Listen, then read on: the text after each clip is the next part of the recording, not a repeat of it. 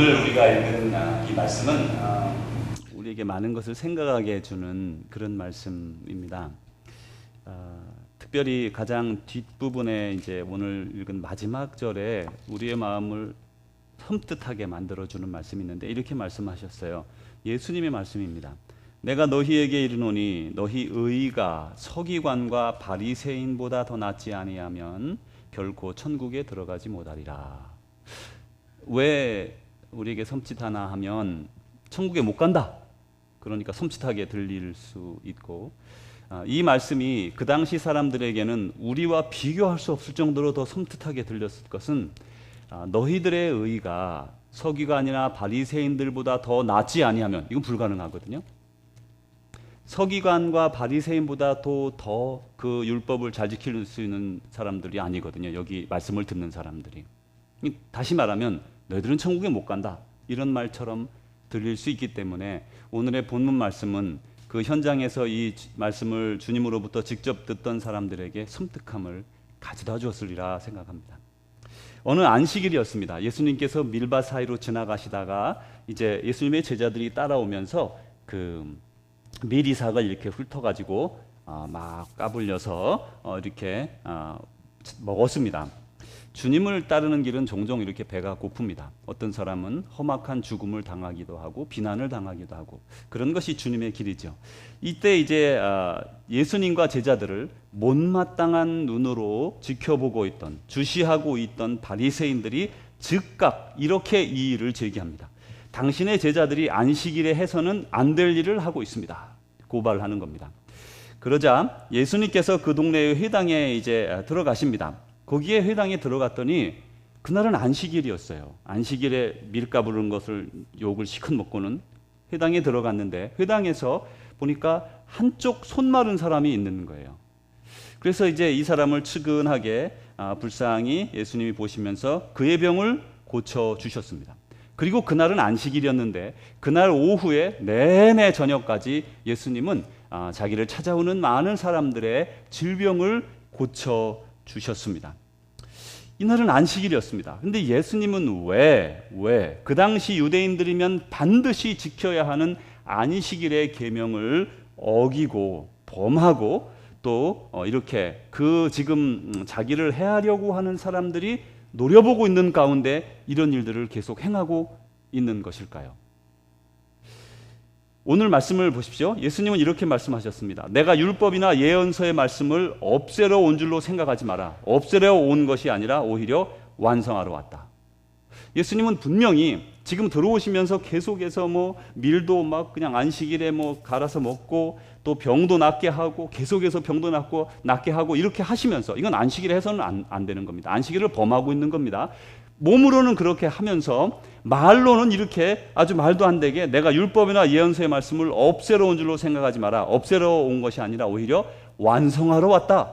이렇게 말로는 말씀을 하시는 것이죠. 예수님 계속해서 이렇게 말씀하십니다. 분명히 말해두는데 천지가 없어지는 일이 있더라도 율법은 1.1획도 없어지지 않고 다 이루어질 것이다.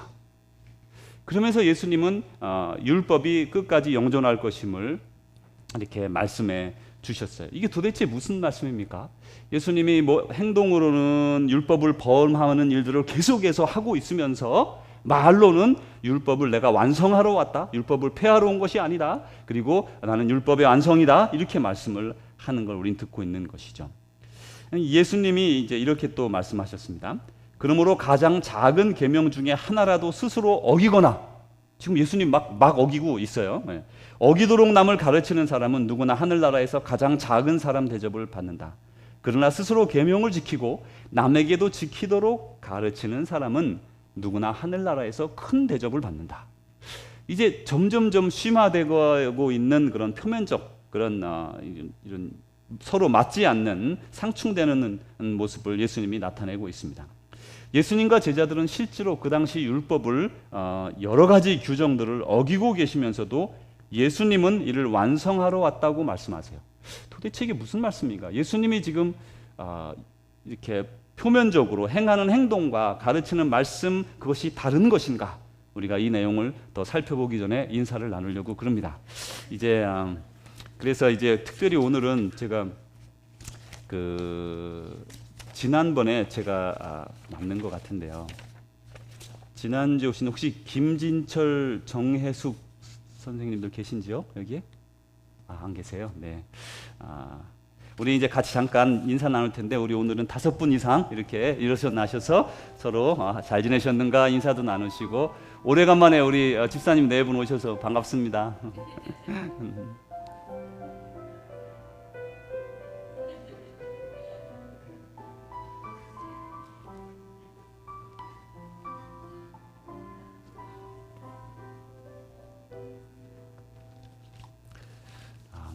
일부 예배가 원래 우리가 좀 수가 이렇게 적어서 가족 같고 이렇게 그랬는데, 요즘 점점 많아져가지고 약간 2부 예배 분위기처럼, 우리 2부 예배하고 1부 예배하고요 너무너무 달라요, 여러분. 말씀 전하러 오시는 분들도 다 그렇게 말씀하세요. 1부 예배 때는 이렇게 내가 하나님을 만나기를 원하고, 또 말씀 가운데 말씀만 예배가 아니거든요. 예배의 처음부터 끝까지 모든 순서에서 찬양과 기도와 모든 것에서 다 하나님을 이렇게 만나게 되는데, 그런 갈급함을 가지고 오는 분들이 일부 예배 많이 오세요. 그걸 느낍니다, 목사들은. 근데 2부 예배는 이렇게 좀 약간 째려보는 눈빛이 많아요. 그래서 저뿐 아니라 강사 목사님들이 전부 다 쫄아가지고 와가지고, 목사님 너무 다른데요? 저한테 맨날 그러세요. 그래 막 이렇게 어려워하세요. 하여튼 우리 점점 많아져가지고 그래도 일부 예배 분위기는 아직도 여전히 있습니다. 자, 이제 계속해서 이제 말씀을 나누겠습니다. 유대인들에게 있어서 율법은 율법이라 이렇게 말하는 것은 4가지 의미가 그 안에 들어 있었어요.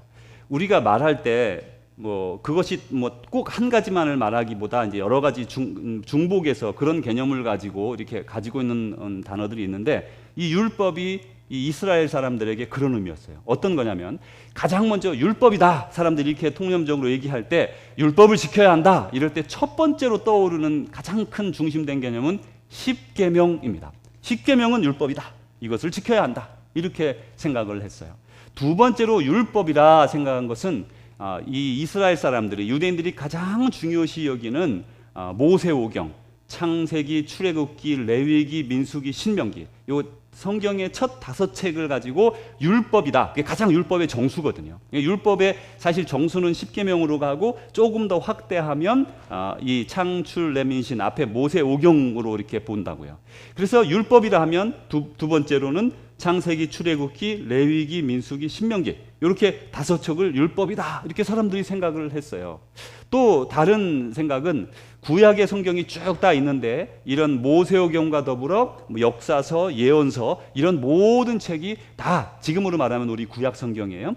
구약 성경이 율법이다 이렇게 생각을 하는 사람들이 있었습니다. 그리고 벌써 율법 그러면 3가지가 떠오르는 거예요. 제일 먼저 뭐라고요? 십계명. 두 번째로는 모세오경, 앞에 처음 5책. 그 다음에 3번째로는 구약 성경 전체.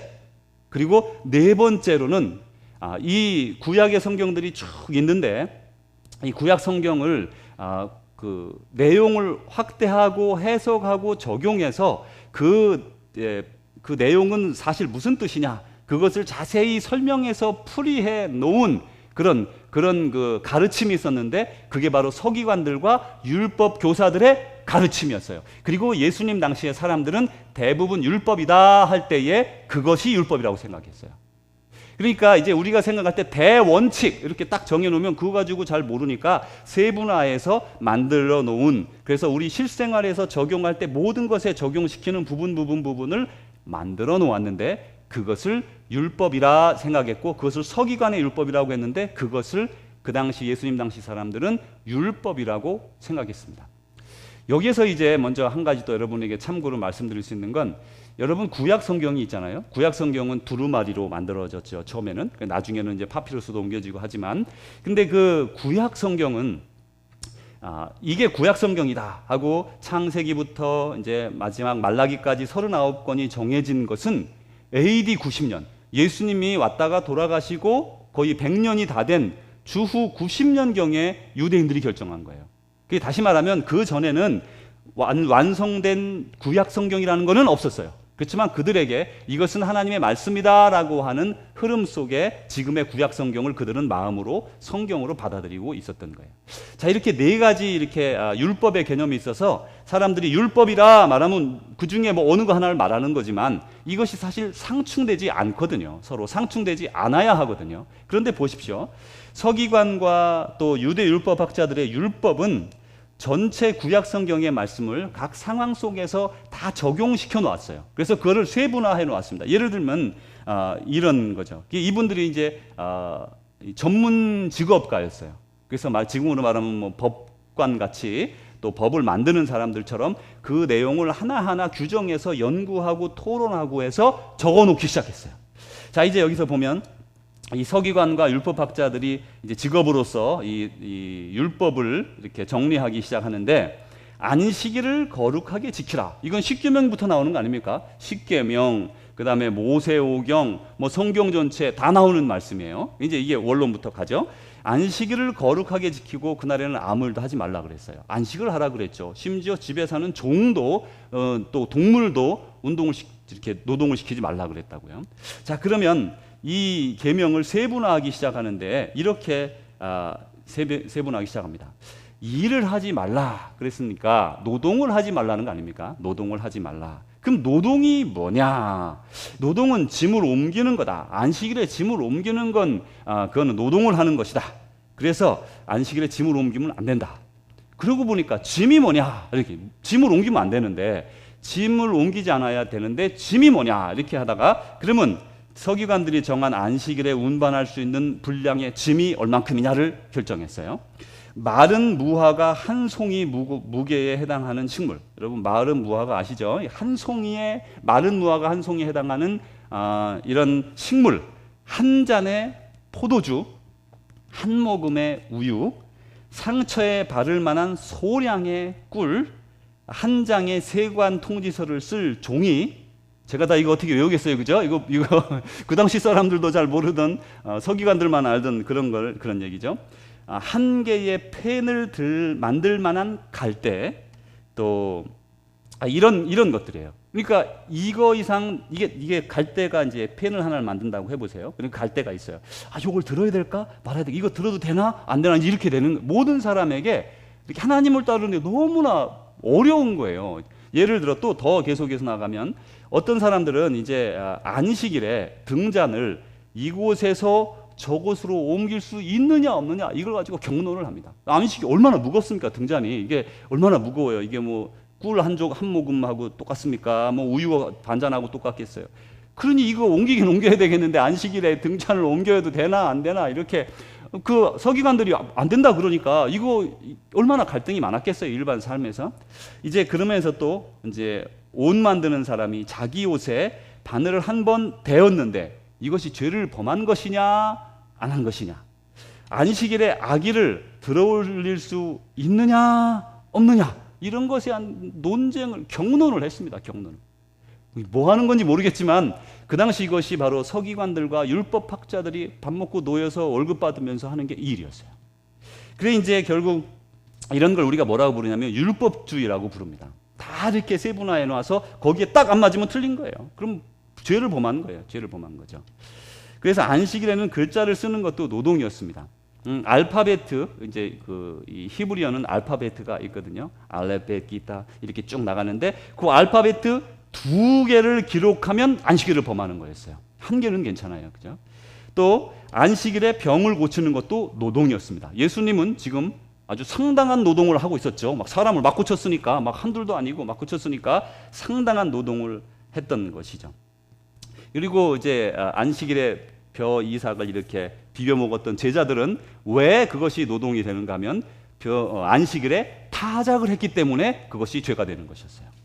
자, 이제 이렇게 그 모든 것에 규칙을 만들어내서 이것을 서기관과 율법학자들이 이런 것을 쫙 만들어 놓으면 이것을 목숨 걸고 지키는 사람들이 누구예요? 바리새인들이었어요. 분리된 자라는 뜻이에요.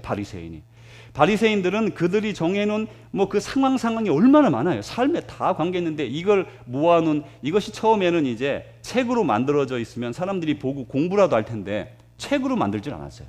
그냥 구전이 되었어요. 그래서 서기관과 바리새인들이 구전으로 자기 그 전문직으로 계속 내려오니까 사람들은 막 감당하기 어렵죠. 이거 이래야 되는 건가? 저게 맞는가? 내가 들은 기억에 이런데 저런데 이렇게 막 되는데 이 나중에 이제 3세기가 넘어서 얼마나 늦게 이것이 책으로 만들어지냐면 3세기 300년경이 되어서 책으로 이제 묶여졌는데 800여 페이지가 됐다고 그래요. 그걸 미슈나라고 부릅니다. 여러분 미슈나라는 건 아주 유명한 유대인들에게 그런 책이죠. 이 미슈나가 800페이지에 달하는 그 상황을 다 만들어 놨는데 이 미슈나를 봐도 잘 모르겠거든요. 그러니까 사람들이 그 다음에 거기다가 그거를 해석하기 위해서 탈무드를 만듭니다. 그래서 미슈나는 성경을 해석했다고 했고 그래서 상세하게 내용마다 적었는데 그것도 모자라서 우리 인간의 삶을 다 규정하기가 어려우니까 다시 그것을 탈무드라는 것으로 이렇게 더 규정을 하는데 탈무드는 우리가 이제 알고 있는 탈무드는 한 가지지만 이 이스라엘 사람들에게는 두 개의 탈무드가 있어요. 예루살렘 탈무드하고 또 바벨론 탈무드 이렇게 두 개가 있습니다. 예루살렘 탈무드는 12권, 또 바벨론 탈무드는 60권으로 되어 있어요. 근데 이 이스라엘 이제 유대인들에게 정통적인 탈무드는 예루살렘 탈무드가 아니고 바벨론 탈무드예요. 60권의 책으로 세세하게 상황마다 적어놓은 거예요. 그래 이제 이런 상황에서 예수님 당시 율법이라는 거는 주로 성경 전체에 대해서 상황 짐이 뭐냐, 뭐 노동은 뭐냐, 뭐 이런 걸 상세하게 기록해 놓은 서기관들의 법전, 율법 그것을 대부분 율법이라고 생각한 거예요. 그러니까 이제 여기에서 예수님이 하신 말씀이 이해가 되기 시작하는 겁니다.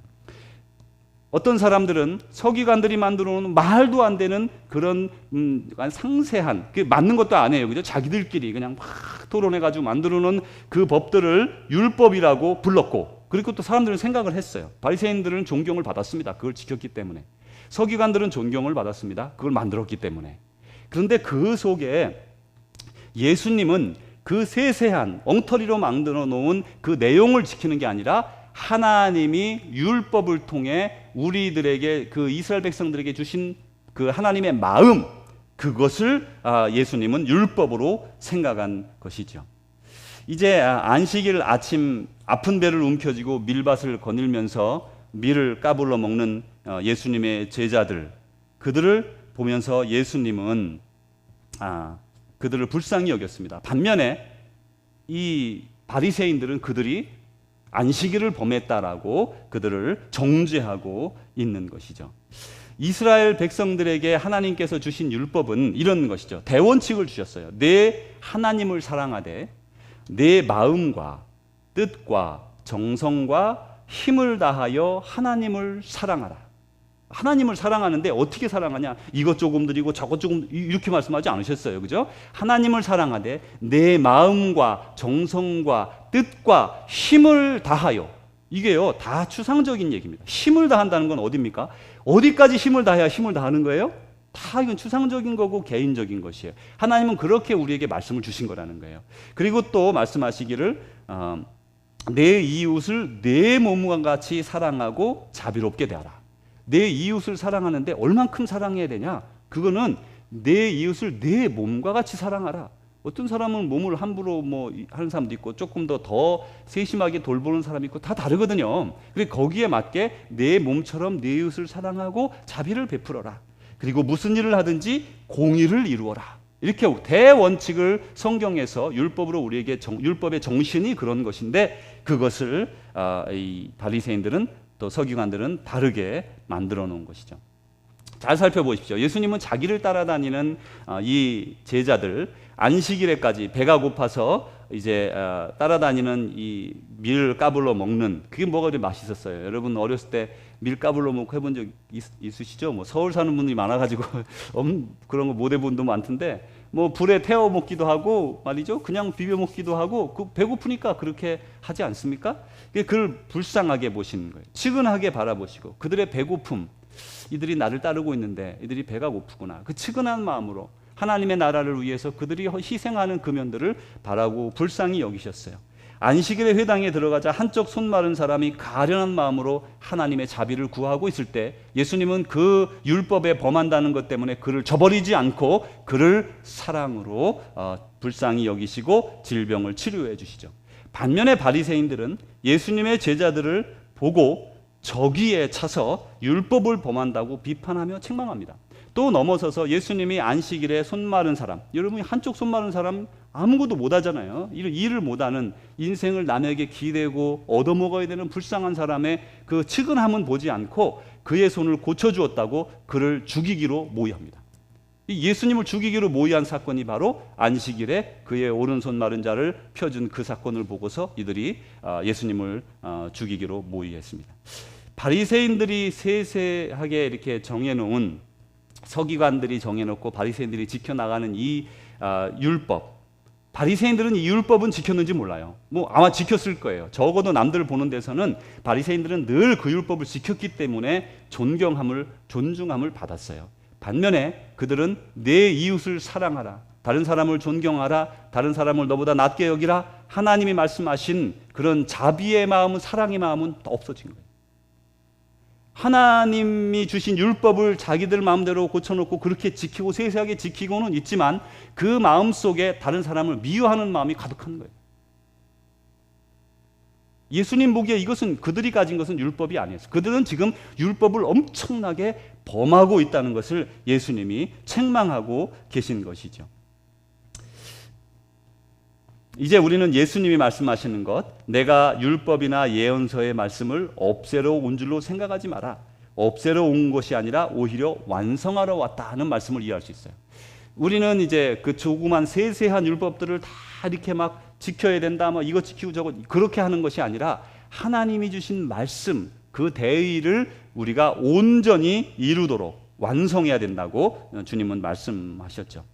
예수님은 하나님의 본뜻, 율법에 들어있는 하나님의 마음과 뜻을 완성시키러 오신 것이에요. 그런데 이제 여기서 이제 반전이 일어납니다.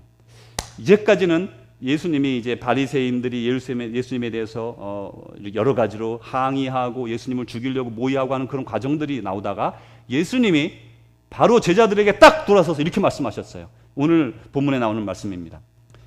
그 예수님이 제자들을 하나 둘씩 똑바로 뚫어지게 바라보시면서 이렇게 말씀하셨어요. 잘 들어라. 너희가 율법학자들이나 바리새파 사람들보다 더 옳게 살지 못한다면 결코 하늘나라에 들어가지 못할 것이다. 여기에 문제가 있는 거예요. 자, 보십시오. 이제까지는 이제 너무 막 세분화해서 말도 안 되는, 사실 말도 안 되는 펜 하나 만들 만한 무게 갈대를 들면 안 된다는, 이게 무슨 법이 이렇습니까? 그죠? 말도 안 되는 거죠. 이런 것들은 다 아니다 라고 말씀하셨는데, 그래서 사람들이 허이 다행이다, 이제 우리는 뭐 프리 뭐 이렇게 생각을 했는데, 예수님이 즉시 돌아서서 그 옆에 있는 제자들에게, 자기를 따르는 제자들에게 그러는 거예요. 너희들의 의의가 서기관과 바리새인들보다 낫지 아니하면 결단코 천국에 들어갈 수 없다, 이렇게 말씀하셨어요. 이게 무슨 의미일까? 지금 저희들에게 예수님이 이렇게 말씀하시는 거예요. 너희가 세상에 있는 종교인들보다도 더 의롭고 또 올바르지 않다면 천국에 들어갈 수 없다. 많은 사람들이 예수님을 믿으면 참 좋겠다 이런 말을 합니다. 죄 짓고 와서 하나님 죄송합니다, 잘못했습니다. 또 가서 죄 짓고, 그냥 죄 질 수 있는 면죄부가 주머니에 잔뜩 들어있는 거예요. 하나 지면 하나 가서 탁 던지고 오면 되죠. 와서 하나님 여기 있습니다, 또 여기 있습니다, 무슨 쿠폰 같아, 그죠? 쿠폰 이거 뭐 주머니에 잔뜩 들었어요. 이건 없어지지도 않아. 이거 이 쿠폰은 언제든지 내밀면 돼, 그죠? 예수님의 보혈의 공로로 말미암아. 그래서 예수 믿는 사람들이 죄 짓는 걸 두려워하지 않아요. 왜요? 용서가 있으니까. 그거 아무 때나 오는 거 아닙니까? 내 주머니에 가득 드는 거 아닙니까? 언제든지 쿠폰 하나씩만 내놓으면 예수님이 노할 수 있어요? 할 수 없지. 약속을 했는데. 그래서 믿는 사람들이 오히려 더욱더 죄악에 가까이 갈 때가 얼마나 많은지 모르고 스스로 이렇게 위로하는 거예요. 우리는 뭐 하나님 나 아시죠? 지금요 이거 어쩔 수 없습니다. 어쩔 수 없어요. 타협하죠. 근데 세상 사람들은 그런 타협의 대상이 없어요. 그냥 범하면 범한 거고 착하면 착한 거예요. 그럼 뭐 누구한테 가서 하나님 저 뭐 알죠? 내 주머니에 있는 거 쿠폰 알죠? 이렇게 할 수가 없는 거예요. 그러니까 믿는 그래서 불교인들이 더 두려움을 느끼는 거예요. 잘못 살다가 이거 내가 개로 태어나면 어떡하냐? 그러니까 두렵지 않아요? 그러니까 불교인들은 더 두려워서 삶에 있어서는 더욱더 온전한 삶을 살려고 애쓰는 거예요. 우리는 기독교인으로서 아주 좋은 예수 그리스도의 보혈의 공로로 말미암아 죄 사함을 입고 그로부터 온전한 삶을 살아갈 수 있는 특권을 받은 사람들인데, 그것을 활용해서, 이용해서 죄악을 마음대로 범할 수 있는 자유를 얻은 것처럼 생각하는 경우가 있다는 것이죠. 여기에서 이제 조금 더 내용을 잠깐만 더 살펴봐야 돼요. 너희 의가 무엇이 이 사람들보다 나아야 되냐면 너희의 올바른 삶, 너희의 의가 이런 서기관과 바리새인들, 우리식으로 말하면 종교인들이나 아니면 타종교인들 혹은 안 믿는 사람들보다도 더 낫지 아니하면 결단코 천국에 들어갈 수 없다. 여기서 이제 의로운 것, 옳은 것 이런 원어는 이제 많은 사람들이 알고 있는 디카이오 시네라는 말이에요. 이 말은 이 의라는 게 뭐냐? 하나님 보시기에 의라는 게 뭐냐? 하나님이 명령하고 말씀하신 것을 행하는 게 의예요. 하나님이 명령하고 말씀하신 것을 행하는 게 의예요. 그러면 결국 우리가 그 사람들보다 더 의롭지 않으면 안 된다 그랬잖아요. 그러면 우리가 그 사람들보다 더 어떻게 돼요? 하나님의 말씀과 명령을 준행해야 되는 거예요. 근데 이 하나님의 말씀과 명령은 세상에 주는 철학자들이 만들어 놓은 혹은 세계의 사회 세계관이 만들어 놓은 도덕관념과 상당 부분 일치한다는 거예요. 다행인 것이죠. 왜냐하면 처음에 하나님이 다 만들어 놓으셨고 세상은 타락했지만 여전히 그 도덕 개념이 남아있는 부분들이 있어서 세상의 도덕 개념이 지금은 무너지고 있는 부분이 엄청나게 많습니다만은 도덕 개념의 상당 부분 많이 이렇게 들어가 있어요. 그래서 우리 삶을 다시 한번 여기서 돌아다 보면서 하나님이 명령하고 말씀하신 것을 행하는 데 있어서 율법학자나 서기관들보다 못하면 안 된다는, 그러면 천국에 들어갈 수 없다는 거예요. 다시 말하면 저와 여러분에게 무엇을 요구하고 있는가 하면 보다 순도 높은, 보다 헌신적인 말씀의 순종을 지금 우리에게 일러주시고 있는 것이죠. 우리는 하나님의 말씀을 행하는 데 있어서 어느 누구보다도 더 앞장서야 됩니다. 말씀에 충실하게 순종하고 헌신해야 됩니다. 예수님을 믿는다고 하는 것은 예수님의 말씀을 그대로 따르겠다고 하는 것이죠. 예수님을 내가 내 구주로 모셨다는 것은 그분을 진짜로 그냥 말로 입으로 하는 게 아니라 마음으로 주님을 따르겠다는 것이죠. 그게 믿음인 거예요. 그게 살아있는 믿음이고 믿음이죠. 이제 우리는 의로운 삶을 이루는데 여기에서 이제 다시 처음 원점으로 돌아갑니다. 우리가 믿음을 갖게 되면, 믿음을 갖는 것은 하나님의 은혜로 말미암아 우리에게 믿음이 들어온 것이에요. 그러면 성령을 우리가 덧입습니다. 성령님이 우리께 들어와서 우리를 인도하시고 우리를 안내해 주십니다. 그래서 이렇게 성경에서 말씀하셨어요. 너희가 내 말에 거하면 참으로 내 제자가 되고 진리를 알지니 진리가 너희를 자유롭게 하리라. 이렇게 말씀하셨어요. 우리가 온전한 삶을 살려고 하는데, 의로운 삶을 살려고 하잖아요. 우리 모두. 그래서 천국에 이르기를 원하고 이 땅에서도 하나님의 뜻을 이루기를 원하는데, 그러려면 가장 먼저 주님이 우리에게 찾아오셔야 돼요. 내가 외적으로 주님이 하라는 말씀을 이렇게 행하고 저렇게 행하고 그렇게 할 수 있지만 그 믿음의 시작점은 주님이 우리를 찾아오시는 것이에요. 우리의 마음을 주님께 내어드리는 것이에요. 말씀을 묵상하고 말씀을 읽는 것이에요. 그래서 주님의 뜻을 알아가는 것이에요. 그게 첫 번째입니다. 주님의 말씀을 알아가면서 그 말씀이 우리를 인도하기 시작하고, 그리고 나면 우리의 새로운 인생이 시작되는 거예요. 그리고 나서 어떻게 됩니까? 그리고 나서 우리의 인생은 의로운 길로 걸어가게 되는데, 그게 바로 순종의 길이고 말씀을 따르는 삶을 살아가게 되는 거죠. 그러면 성령 충만함에 이르고 우리의 성령 충만함으로 말미암아 더욱더 아버지의 뜻을 따르게 되는 거예요. 제가 어제 예레미야서를 이제 읽고 또 이사야서를 이렇게 쭉 묵상을 쭉 했습니다. 그 내용에 보니까 이사야하고 예레미야의 때는 어떤 때냐면, 이스라엘이 이제 젖과 꿀이 흐르는 약속의 땅에 들어와서 수백 년을 살았어요. 아주 잘 살게 되었어요. 그 땅이 아주, 이스라엘 땅이 괜찮거든요. 그 옆에 지역에 비해서. 잘 살다가 이 사람들이 부유해지면서, 마음에 부유해지면서 우상을 모시고 하나님을 멀리하기 시작합니다. 그러면서 하나님이 노여워하시면서 너희들 이렇게 하면 망한다, 이렇게 하면 망한다 계속해서 말씀하는데 가장 먼저 이사야에게 그 말씀을 계속해서 주세요. 이사야는 그 나라가 망하기 한 200여 년 전, 150년, 200여 년 사이에 있는 그때의 왕들에게 예언을 하는데 너희들 이렇게 하면 정말 망한다, 정말 망한다 이렇게 하고 이사야가 끝나고 나면 예레미야에게 하나님은 예레미야를 세우셔서 또 그 왕들에게 보내서 마지막 왕들 뭐 예레미야킴 또 시드기야 이런 왕들에게 너희들 이건 지금 망하기 586년 7년에 이렇게 이스라엘이 망하게 되는데 거기로부터 70년 이 정도 선 사이에서 너희들 이러면 망한다, 이러면 망한다, 이러면 망한다 계속 말씀하고 계세요. 근데 거기에 이런 말씀이 나와요. 너희가 말세의 때에 금을 가지고 뭘 하겠느냐? 좋은 옷 가지고 뭐 하겠느냐? 아무 소용이 없는 거예요. 나라가 망해서 몸을 다 이제 벌거벗겨져서 쇠사슬에 매어서 끌려갈 텐데 너희들이 가지고 있는 금이 무슨 문제냐? 너희들이 가지고 있는 낙타가 말이 뭐 재산이 그 당시 보니까 좋은 것들이 많더라고요. 상세하게 적어놨어요. 그게 다 뭐냐? 아무것도 아니라는 거예요. 오직 너희들이 내 말을 듣고 순종하고 따라야 되지 않겠느냐? 그게 가장 귀중한 것이 아니냐? 우리는 세상의 다른 것들 지금 우리의 세상이 막 혼탁하잖아요. 지금 우리의 세상은 이사야, 예레미야가 살아가던 그런 마지막 그런 시대와 상당히 유사한 모습을 가지고 있는데 그 사람들이 우리처럼 그런 것들을 사랑했어요. 세상적인 것들을 사랑했어요. 그리고 그것은 결국 그들을 구원하지 못하고 3분의 1이 칼에 죽고 3분의 1이 역병에 죽고 3분의 1이 끌려가게 됩니다. 그런 일을 맞이하게 돼요. 굶어 죽는 사람이 또 부지기수로 나타나게 됐어요. 지금 우리에게 가장 중요한 게 뭐냐? 여러분 우리에게 가장 중요한 게 뭐예요? 가장 중요한 거?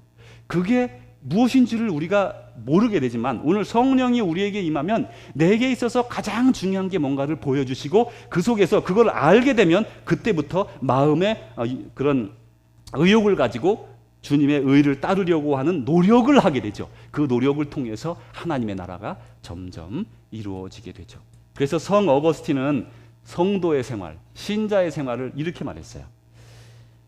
먼저 하나님을 사랑하라. 그리고 내가 좋아하는 것은 무엇이나 행하라. 우리가 진정으로 하나님을 사랑한다면 정말 무엇이든 할 수 있어요.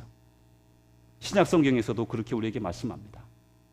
너희가 내 마음이 너 안에 거하고 성령이 너희 안에 거하면 너희가 무엇이든지 원하는 대로 구하라. 그리하면 이루리라. 내 사욕을 이루기 위해서 하는 것이 아니라 하나님 아버지의 영광을 위해 아버지의 의를 이루기 위해 우리가 무엇이든지 구할 때 다 이루어지는 것을 말씀합니다.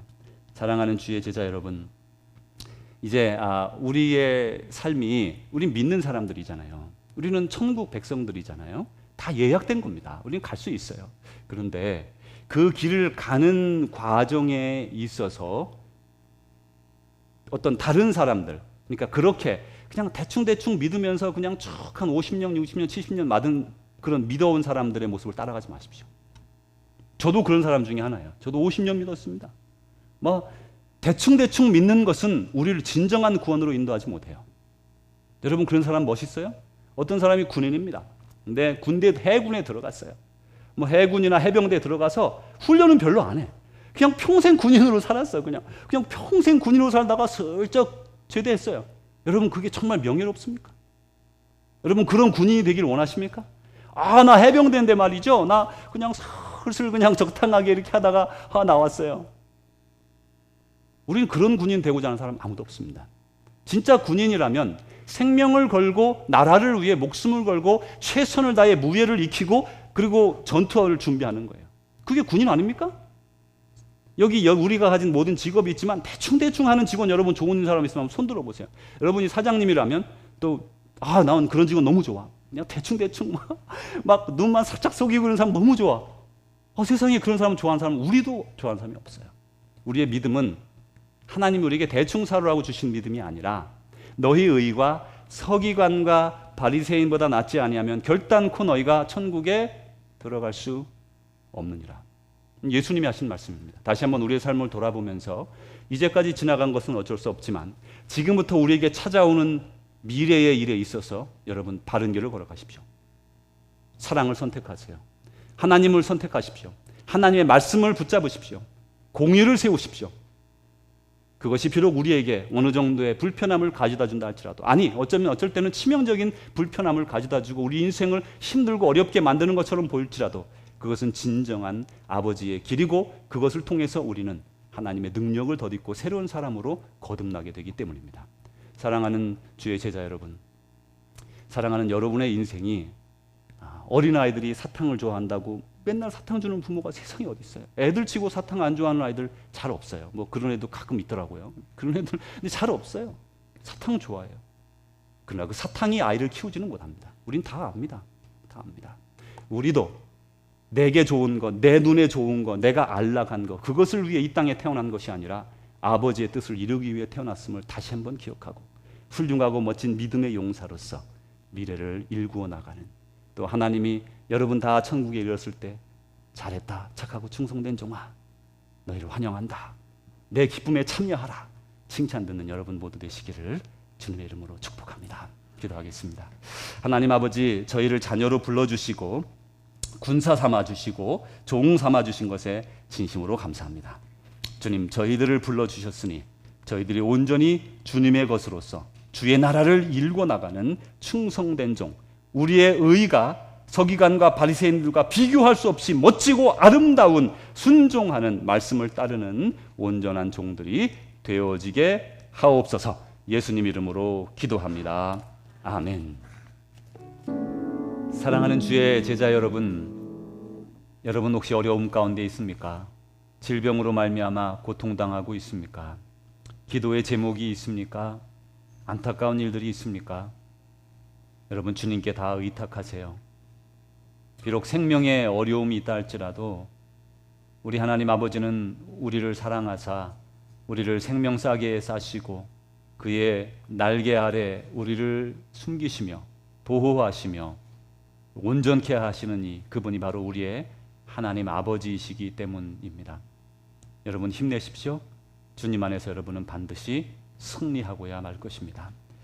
이제는 우리 구주 예수 그리스도의 은혜와 하나님의 사랑하심과 성령님의 교통하심이 오늘도 주의 말씀을 듣고 힘과 용기를 얻어 세상으로 나아가 의를 이루기로 작정하며 나아가는 사랑하는 주의 제자들 위해, 사랑하는 우리 조국 대한민국과 사랑하는 우리 조국 미국 땅과 전 세계 예수 그리스도 안에서 함께 믿음의 형제자매 된 모든 이들과 또한 아직도 주님을 알지 못하여 흑암의 권세에 사로잡혀 살아가는 세상의 많은 불쌍한 사람들 위해 이제로부터 영원히 함께 하시기를 축원하옵나이다. 아멘.